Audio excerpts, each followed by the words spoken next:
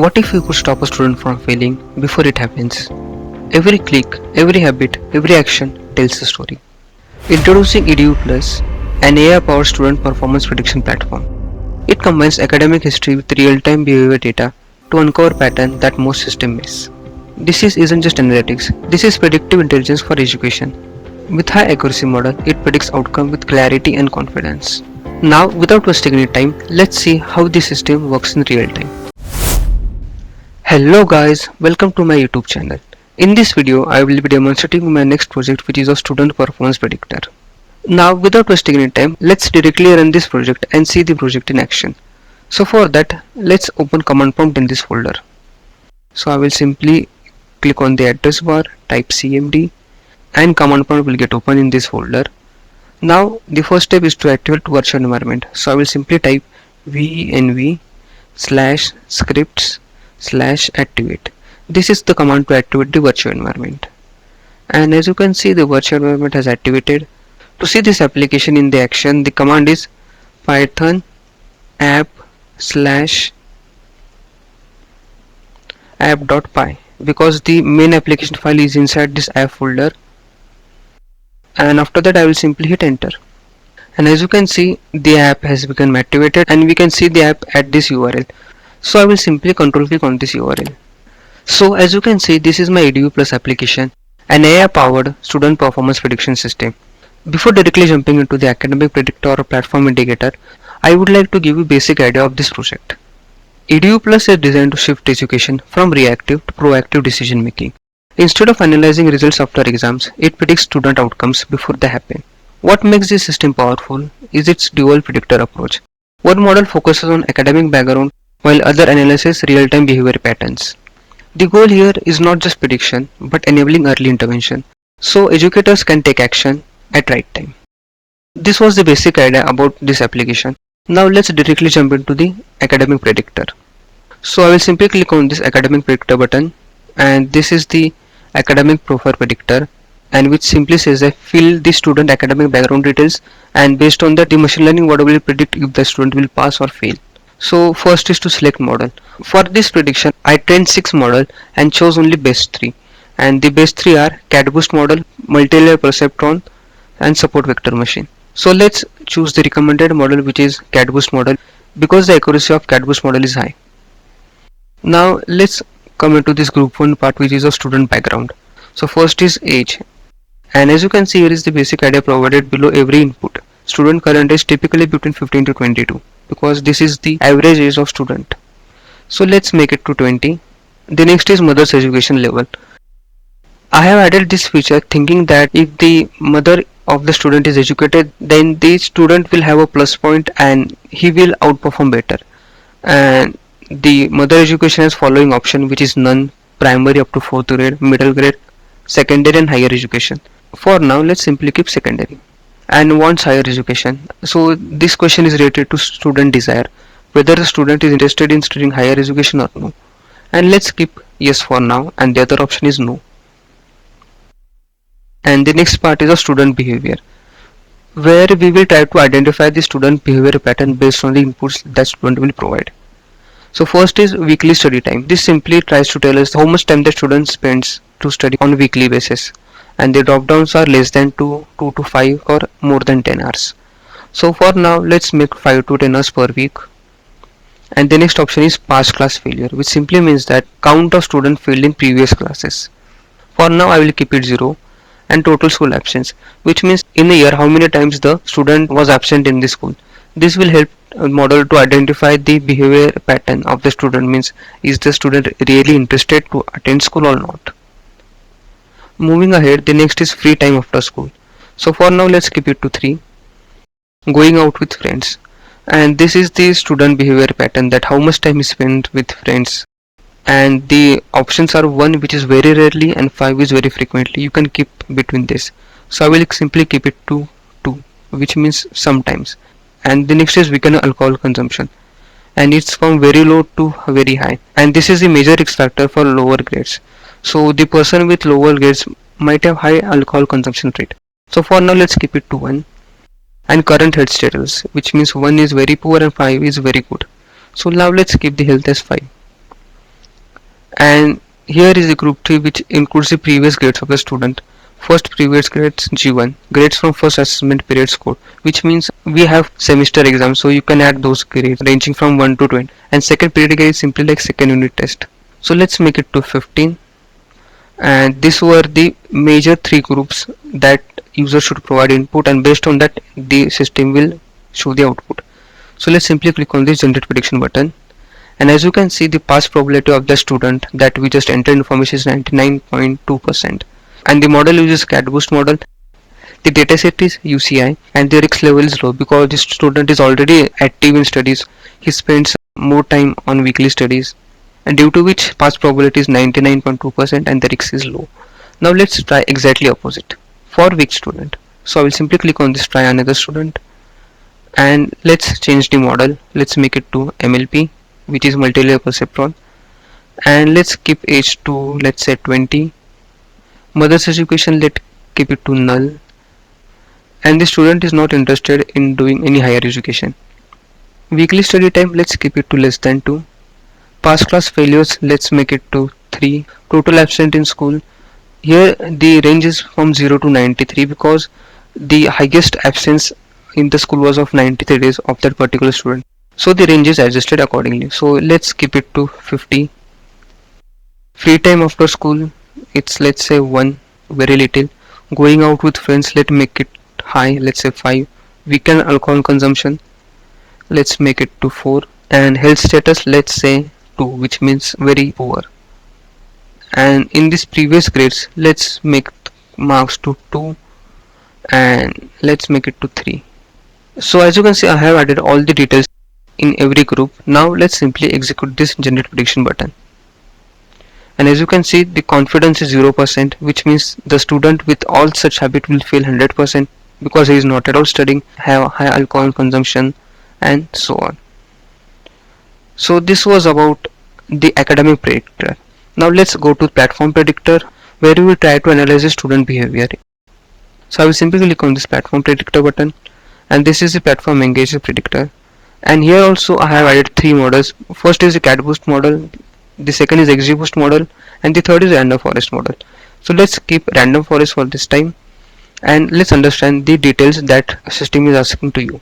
First is the assessment performance, how the student perform on graded assessment and submissions. Assessment performance means how the student is performing during the assessment that teacher is providing. Average assessment score, let's make it to, let's say, 82. Minimum score, let's say 75. Maximum score received in assessment, let's say 85. Number of submissions, let's keep it to 5, and average days to submit, let's make it to 100, assuming the assessments are tough. And the next is platform engagement. This group 2 simply says that how the student is engaging with the platform. So total platform clicks, let's keep it to 500. Total active days, let's make it to 193. Early engagement credits, let's make it to 50. Average clicks per day, let's make it to 12.1. And last activities, let's make it to 100 days. So I have added the analysis of that student. Now let's click on this prediction button, and as you can see, the confidence is low. The dataset uses OULAD and the model uses random forest, and the student risk is very high, and it's immediate support recommended for the student. So based on that, the educator will get an idea that the student is not at all performing well. He should be given personal coaching. This time I will simply take data from the dataset so that you can understand this in better way. So I will simply go to this data folder, and this is the OULAD clean final file, and this is the UCI data file. This UCI clean file is related to the academic predictor, and this OULAD file is related to the performance predictor. So I will simply click on this file to see the outputs. So as you can see, the first student is pass. So let's try to enter his data. So let's see the required data. So first is average assessment score, minimum score received, and maximum score received. The average score received is 82, which you can see here. Minimum score is 78 and maximum score is 85. So I will simply type average score as 82, minimum score is 78 and maximum score is 85. and next is number of submissions and average day to submit. And as you can see, the number of submissions is 5 and average day to submit is 112 by 4. So I will simply add it here. So number of submission was 5 and average day is 112.4. So now let's come to the platform engagement, where the total platform clicks are 934. Total active days was 40 and early engagement click score is 424. Average clicks per day is 4.76, so let's make it to 4.7. Last active days, so last active days is 253, which means a year ago. And let's click on the generate prediction button. And as you can see, this is the pass probability, which is 96%, and the result that were shown in the dataset is 1, which is correct. So the 96 is the confidence by CatBoost model. So this was all about my entire EduPulse project, which has two models, academic predictor and platform predictor. So now let's understand the other important pages, models and datasets that I use in this project. So I will simply go to the home page, and here we have EduPulse, an AI-powered education analytics platform designed to predict student success before it happens. The core idea is very simple. We analyze both academic background and online engagement patterns to give educators early insights so they can intervene at right time. And as you can see, here are the two buttons which will help for direct navigation to the academic predictor and platform predictor that we just saw. Now let's scroll down and see this how it works part. Here the entire system works in 3 simple steps. We enter student data, either academic details or platform engagement metrics, through structure and guided form that I just demonstrated. The selected machine learning model processes the data through a trained pipeline, and finally the system generates insights including pass or fail prediction, confidence score, risk level, and clear probability breakdown. So this was the entire working of this project that I tried to explain in simplest way possible. Now let's move to the next, which is of two dataset one unified tool. Instead of relying on single source, it combines two different perspectives of student performance. One is the academic score and one is the platform predictor. Now let's get a basic idea about the dataset that I have used. First one is UCI dataset. This dataset focuses on student background, study habits, and past academic performance. It uses 12 carefully selected features and achieves accuracy around 90% with CatBoost as top performing model. And the next one is OULAD dataset. This is platform predictor dataset which captures real student engagement through click streams and assessment data. Here the focus is purely on behavior, which helps to reduce bias and improves prediction probabilities. The model trained on this dataset achieved more than 94% of accuracy, and once again the high performing model is CatBoost only. I will give you the model benchmarks in some time. And moving further, here are some of the stats across both of the dataset, which uses total 22 engineering feature. After that, I have simply added a button to check the model details benchmarking, including confusion matrix, performance matrix for each of the model. Before directly jumping into this model's performance predictor, let's understand the dataset in deep. On this page, I have tried to focus on the data behind the EDU application. Because in any machine learning system, the quality of prediction depends on quality of data and how intelligently it is used. One key design decision in this project was to avoid relying on single dataset. That's why I built a dual dataset system where each dataset captures a different dimension of student performance. The first one is UCI dataset, or we can say UCI student performance dataset. This dataset includes factors like student grades, study time, family background, and daily habit. However, instead of using all the features in the dataset, I carefully selected only most impactful features, reducing noise and improving model efficiency. And the next dataset that I use is OULAD dataset, which is behavior dataset. This dataset simply focuses on student engagement in an online learning environments like Coursera, Udemy, or anything others. It captures real-time behavior signals like total clicks, active frequency, and assessment interactions. And at the end, by combining these two datasets, EDU gets a complete understanding of student performance. Now that we have understood the data behind the EduPulse application, now let's explore the model benchmarking. So for that, I will simply click on this View Model Benchmark button. So let's start from the OULAD platform engagement models. And as you can see, I trained total 6 models on this dataset and choose the top 3, which were CatBoost, Random Forest, and XGBoost. And the accuracy, precision, recall, F1 score, ROC, AOC details are in front of you. The CatBoost model has 94% accuracy, random forest same, and XGBoost also same, and the recall is of 96 for each one of them. That's why I have chosen these three models. Moving ahead, let's see some insights of them. So I will simply click on this accuracy comparison. So this is all model accuracy comparison. This is ROC AOC comparison, as you can see, and as you can see, this is the confusion matrix for OULAD dataset of CatBoost model. And moving ahead, this is the CatBoost overall performance matrix, which is the accuracy of CatBoost, precision, recall, F1 score, and AOC ROC score, as you can see. Now let's move to the second dataset, which is UCI dataset, which is based on academic background, and the model benchmarking is in front of you. The accuracy is 90%, MLP is also 90%, and SPM is also 89.95%, which is close to 90%, and the recall of these three is 93, 93 and 96%. And coming forward, this is the accuracy comparison of the models, and as you can see, SVM, MLP and CatBoost are high performing models. And the next is ROC AOC comparison of the same models, and next is model performance matrix comparison for CatBoost. So this was all about the model benchmarking that I just demonstrated in front of you. Now let's simply move to the about section of this page. On this page, I focused on vision behind EduPulse. The objective of this project is to build a high accuracy AI powered dual prediction engine by combining historical academic data with real-time engagement patterns. The ultimate goal is to help educators identifying at-risk students early and enable more timely and effective interventions. And as you can see, here are the dummy details of the team members that I have added for your reference. And after that, I have simply added a go to home page button, which will simply navigate to home page. So let's simply go to home page.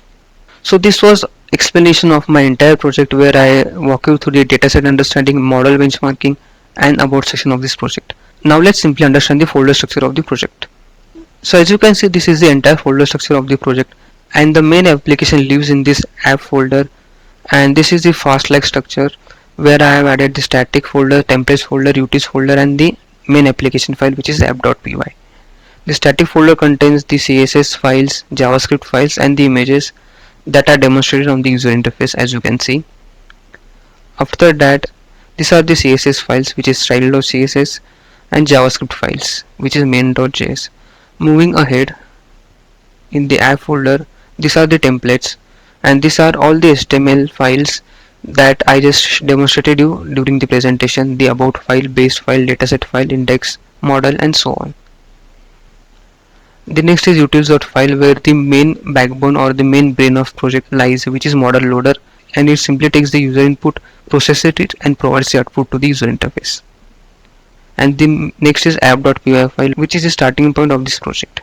So this was a basic idea about this fast application. Moving one step behind, next is the data folder, where the dataset is present. In this folder there are again two folders which contains the raw data that I extracted from the Kaggle website for OULAD and UCI. I will provide the link of dataset in the description so you can also explore that data. And after processing all these multiple files, I have simply created these two clean files and then did the processing and feature engineering and model building. Let's move one step back. The next is the models. And here are total 10 models, 3 which are of UCI dataset, 3 of OULAD dataset, and the remaining 4 files are scalar file and feature engineering file of OULAD dataset, and the same for UCI dataset, totaling to 10 files. Now let's move ahead. The next is the notebooks. Here you will find two notebooks. First, the one is a simple notebook that simply helps us to give me a clean CSV files that I just demonstrated you in the data folder. And this is the feature engineering Jupyter file, where I have done the feature engineering and model training. Coming next, this is the virtual environment where the entire application is running. The next is the requirement.txt file, which contains a list of packages that we should have to execute this project. So this was the basic idea about the folder structure. Now let's simply move to the application. So this was my entire EduPulse project. Do let me know how you like this project, and if you have any thoughts to improve this project or update this project, then do let me know your thoughts in the comment section below, or you can DM me on Instagram. So that's all for this video. If you like this video, then don't forget to share this video with your friends and family members, and don't forget to like, share and subscribe to this YouTube channel for more such amazing and mind-blowing projects. Thanks for watching this video.